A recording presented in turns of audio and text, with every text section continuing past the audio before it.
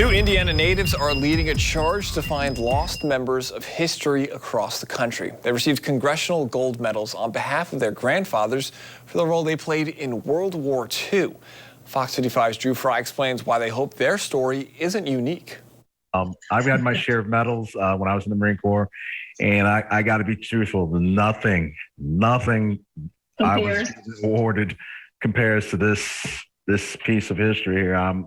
I was in awe of it. Reggie Moore's grandfather, Morris Ruffin, didn't talk much about his time in the Marine Corps. It wasn't until Moore saw his grandfather's last name on a plaque several years later that he learned his connection to the Montford Point Marines, the first black battalion to integrate the Marine Corps. I realized that as an African-American Marine, I stood on the shoulders of these men who made it possible. His childhood friend, Mallory Berger, found a book showing her grandfather, Maurice Burns Sr., at Montford Point. That's when the two of them took a trip to the North Carolina camp. The Montford Point Memorial is a wall with 20,000 stars, and it's beautiful.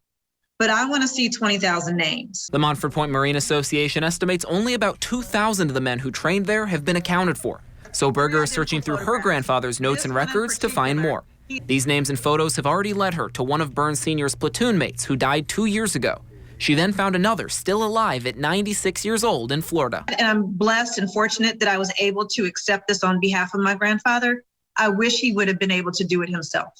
Amen. So that's why it's important that we get the story out, and we've got to find these people. Moore says he feels the weight of the award on his shoulders. In all his time as a Marine, these sort of stories were never taught in his classes. It's amazing on one hand, and with all due respect, it is way, way late for them to get this respect. In Fort Wayne, I'm Drew Fry, Fox 55 News.